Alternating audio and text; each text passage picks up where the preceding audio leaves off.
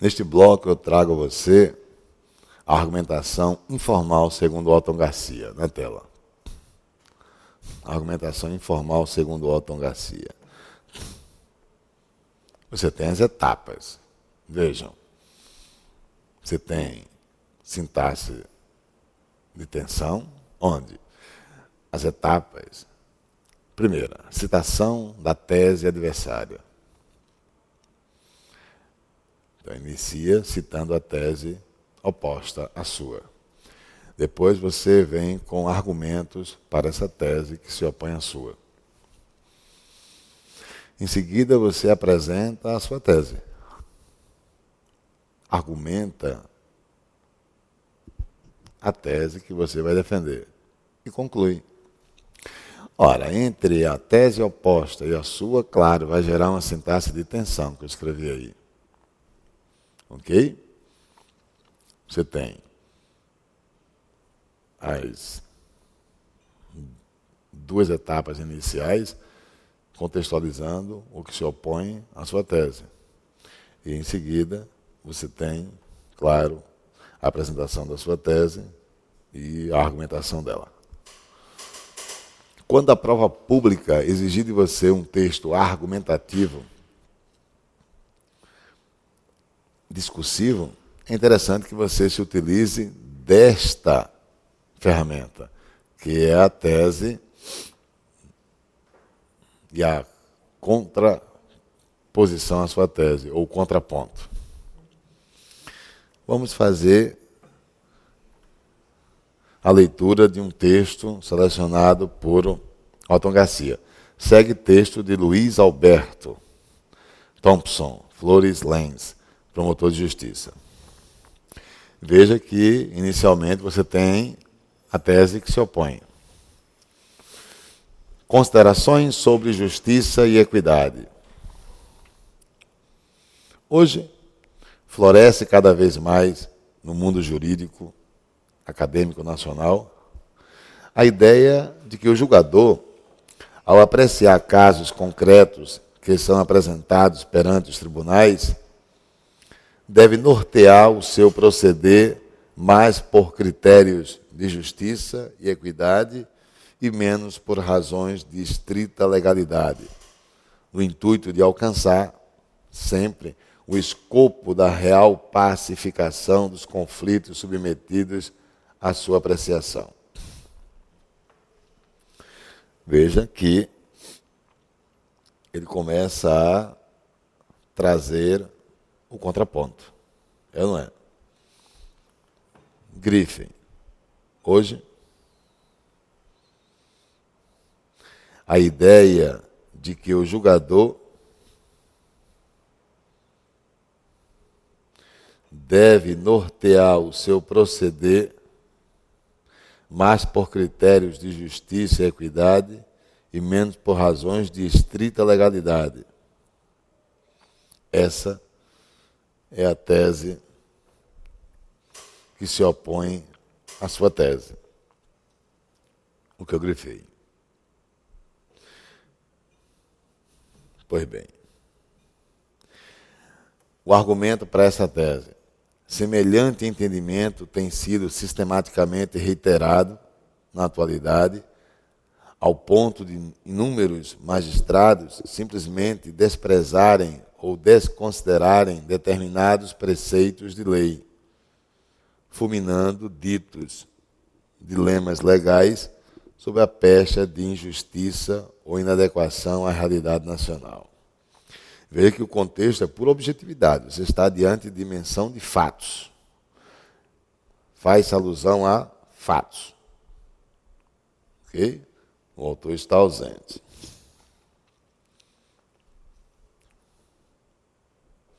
Grife. Desprezarem ou desconsiderarem determinados preceitos de lei. Ok? Agora você vai apresentar a sua tese. Você citou a tese oposta à sua, fundamentou e agora vem com a sua tese. abstraída qualquer pretensão de crítica ou censura pessoal aos insignes juízes que se filiam a esta corrente, alguns dos quais reconhecidos como dos mais brilhantes do país, há aqueles que não se furtam, todavia, olha, o conectivo é muito importante para estabelecer a condição de tensão, de sintaxe de tensão, de tecer breves considerações sobre os perigos da generalização desses entendimentos. Ok? Então isso pode gerar consequências. Então você vai estabelecer uma ideia oposta e tomando como argumento o quê? Uma cadeia de consequências. Argumente a sua tese. Essa é a próxima etapa. É aí que você propõe a imersão, a progressão interna maior do seu texto. Ok? Você convida o leitor para um aprofundamento. Primeiro, por quê? Além de violar os preceitos dos artigos, olha, por objetividade, atenta de forma direta e frontal contra os princípios da legalidade e da separação de poderes, esteio no qual se assenta toda e qualquer ideia de democracia ou limitação de atribuições dos órgãos do Estado. Isso é primeiro. Isso é o que salientou, e com a costumeira maestria, o insuperável José Alberto dos Reis, relevante processualista português, ao afirmar que, então você está com o quê? Com a argumentação por autoridade, não é isso? Trazendo, inclusive, o quê? Palavras blindadas do próprio José Alberto dos Reis. O magistrado não pode sobrepor os seus próprios juízos de valor aos que estão encarnados na lei. Não o pode fazer quando o caso se acha previsto legalmente, não o pode fazer mesmo quando o caso é omisso. Então você tem o uso de citação, garantindo que a ausência do autor no texto. Você tem, sem dúvida, o argumento por autoridade, não é isso? Já para sustentar a sua tese e, claro, fragilizar a tese oposta à sua. Aceitar tal aberração seria o mesmo que ferir de morte. Evitar esses termos, ó. Tá vendo? Isso aí tire. Eu estou deixando porque o texto, respeitar o texto trazido por Otton Garcia, mas ferir de morte, evite essas coisas. Tenta usar apenas o quê? A relação micro, né? A articulação micro, causa e consequência. Aceitar tal aberração seria o mesmo que ferir de morte qualquer espécie de legalidade ou garantia de soberania popular proveniente dos parlamentos. Até porque, na lúcida visão desse mesmo processualista, o juiz estaria nessa situação, se arvorando de forma absolutamente espúria na condição de legislador. Veja que você tem o excesso de subjetividade, né? Lúcida visão, lúcida, né? De forma absolutamente espúria, tenta sair do texto o máximo. Isso aí teria que ser, para adaptar esse texto à realidade do nosso, a prova pública, eu teria justamente que tirar esses excessos de subjetividade e ficar apenas com objetividade. Então, reestruturando esse parágrafo, eu diria, aceitar isso, que é o que foi mencionado antes, e não tal aberração, né? Aceitar isso seria o mesmo que ferir de morte qualquer espécie de legalidade. Seria ir de encontro à legalidade. Pronto. Seria, tira isso aqui tudinho, ó. Seria ir de encontro. E de encontro a quê? A legalidade. Não é isso? Ao encontro é favorável, de encontro a é ser contrário. Então, aceitar isso, vírgula, seria ir de encontro à legalidade ou garantia de soberania popular, proveniente dos parlamentos. Percebeu a diferença? Então, eu preferi deixar e você ver a mudança na hora da aula e perceber que você tem que sair o máximo do texto. Até porque, ele diz, na lúcida visão desse mesmo processualista, isso aqui sai. Até porque o juiz, segundo esse especialista, acabou, estaria nessa situação se arvorando na condição do legislador. Acabou. Percebeu? A esta altura, adotando tal entendimento, estaria institucionalizada a insegurança social, sendo que não haveria mais qualquer garantia na medida em que tudo estaria ao sabor dos humores e amores do juiz de plantão. Você pode, cuidado para você não demorar numa só ideia. Seu texto tem que fluir.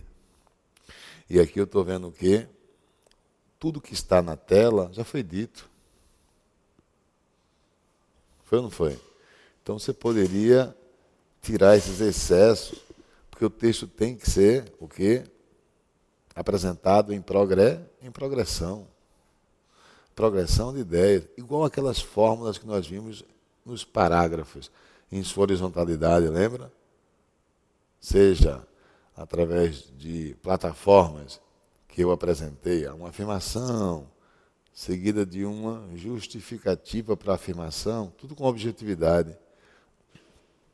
Afirmou, justificou a afirmação, apresentou um exemplo tirado do mundo real da sociedade, cria-se uma suposição ou hipótese, a ferramenta, o argumento por hipótese. Isso iria gerar uma consequência, né? Entraria com a citação, tudo numa sequência coerente, e fecharia com a afirmação objetiva, por exemplo. Né? Então, evita isso aqui. Está repetindo a ideia que já se fez presente. Tá? Então, evitar a reiteração ou retomada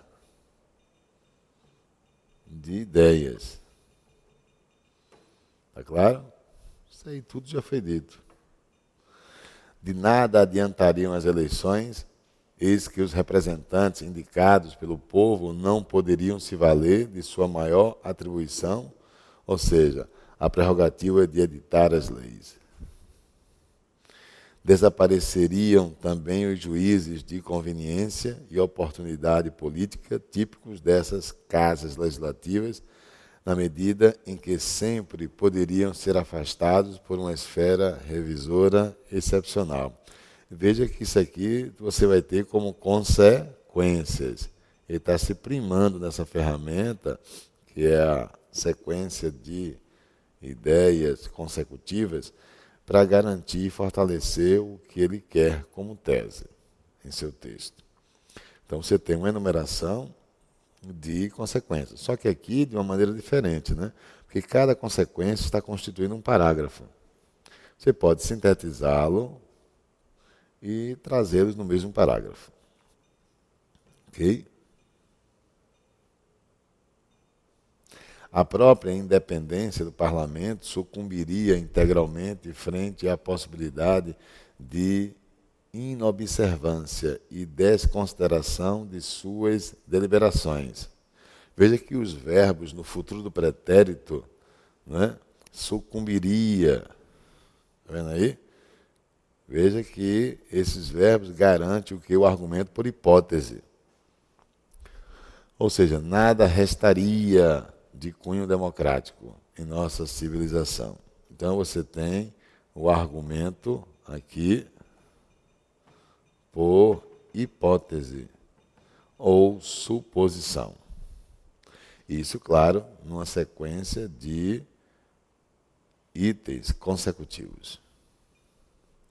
Já o Poder Judiciário, a quem legitimamente compete fiscalizar a constitucionalidade e legalidade dos atos dos demais poderes do Estado, isso aqui, ó, que eu estou grifando, lê sem isso. Já o Poder Judiciário praticamente aniquilaria as atribuições. E, obviamente, o que eu estou pintando de amarelo, deixa eu pintar para você. O Poder Judiciário praticamente aniquilaria as atribuições deste, ditando a eles, a todo momento, como proceder. Isso aí é estrutura linear. Essa é a estrutura linear. E o que está grifado em cor vermelha é justamente o desenvolvimento de um dos itens da linearidade. Ok? Quem é um sujeito de aniquilaria? O Poder Judiciário. Então, sujeito, e o que está em amarelo é o predicado. São os termos essenciais da oração. Essa oração que tem pronome relativo, a quem, isso é uma oração, quem é um pronome relativo, representando o Poder Judiciário. Se é um pronome relativo, toda oração que tiver pronome relativo é oração subordinada adjetiva. Então você pode se utilizar de uma oração subordinada adjetiva para dar justamente o quê? Desenvolvimento a um dos termos essenciais. É uma forma de você desenvolver a estrutura. Ok? É isso que eu digo. A parte grifada em cor vermelha, ela tem essa proposta. Eu estou fazendo no final da tela, vou fazer de novo. Ela proporciona uma estrutura espiralada. Então, ela desenvolve o sujeito que se faz presente através do termo Poder Judiciário. É como se você dissesse para mim, olha, essa ideia que está na tela não desenvolvida seria o Poder Judiciário aniquilaria as atribuições destes. Agora, desenvolvendo, é só você colocar agora, dentro do sujeito, dentro do predicado, termos essenciais e termos acessórios. Pronto. Ok? Então, os termos integrantes, aliás, colocar termos integrantes e termos acessórios. Então, os termos integrantes e os termos acessórios, na língua portuguesa, são ferramentas que desenvolvem os termos essenciais. Entendeu? Você tem sujeito e tem predicado. Sujeito e predicado. São os termos essenciais. Colocar termos integrantes ou termos acessórios, seja no sujeito, seja no predicado, é desenvolver uma ideia. Está claro? Então, vamos lá. O Poder Judiciário, sujeito, aniquilaria as atribuições destes, predicado. Agora, o que está em vermelho vai ser o desenvolvimento do sujeito, que é um termo essencial. Está claro? A quem legitimaria, a quem legitimamente compete fiscalizar a constitucionalidade e legalidade dos atos. E, quando você diz, ditando a eles a todo momento como proceder, já é o desenvolvimento para o predicado, aniquilaria as atribuições destes. Está claro? Pois bem, nada mais é preciso dizer para demonstrar o desacerto dessa concepção.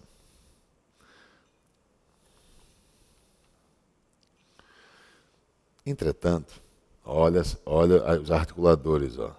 Entretanto, a defesa desse entendimento demonstra, sem sombra de dúvidas, o desconhecimento do próprio conceito de justiça. incorrendo, inclusive, numa contradição. Veja que você está sendo mais incisivo aqui, né? Na desconstrução da tese que se opõe à sua. Você atribui que existe uma contradição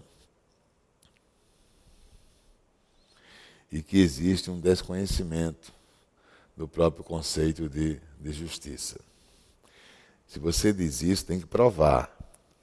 E aí vem isto porque, o porquê sequencia o que você afirmou antes e livra o seu texto de ficar na superficialidade. Isto porque, e como magistralmente o salientou o insuperável Calamandrei, abre aspas. Quer dizer, você justifica com um ou que argumento por autoridade, que você volta a citar, não é isso?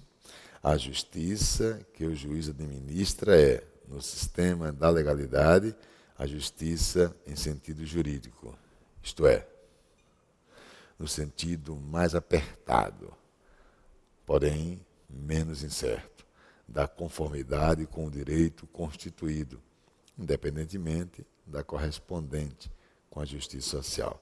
Quer dizer, fechou aspas. Quer dizer, quando você vai argumentar o que você declara, você tem que chegar com o quê? Não com a afirmação vinda de você, mas com a afirmação vinda de um outro, ou então com itens que garantam objetividade, mesmo não sendo uma citação, ao localizar um artigo, uma linha, um inciso, um parágrafo. Cuidado.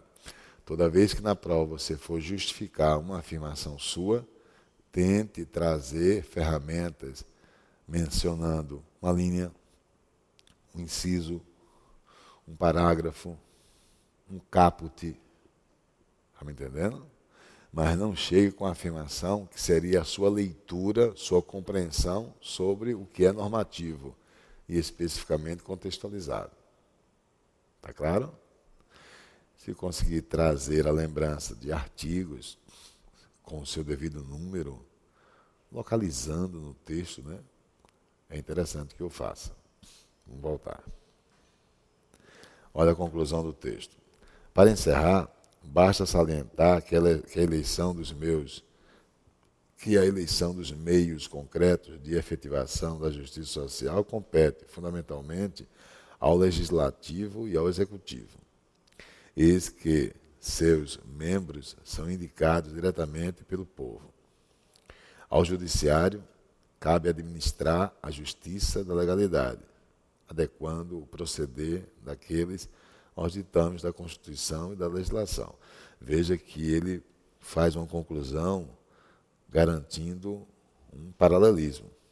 Primeiro, ele contextualiza o legislativo e o judiciário. E só depois ele vai contextualizar, aliás, o legislativo e o executivo. Só depois ele vai contextualizar o judiciário. E claro, não teria maneira mais oportuna de fazer a conclusão, senão que trazendo de modo sintético, claro, a competência de cada órgão, de cada poder, melhor dizendo.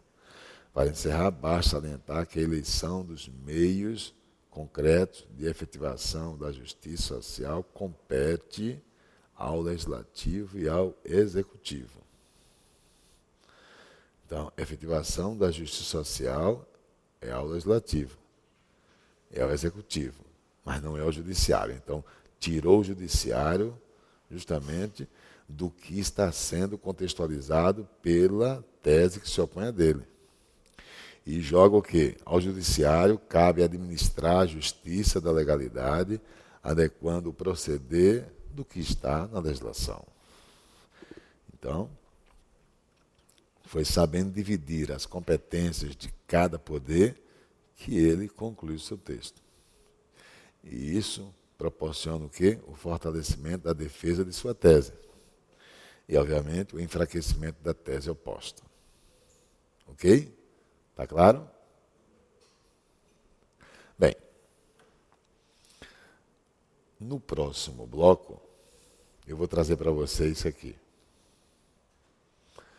Variedade de texto e adequação da linguagem. Ok? Até lá, então.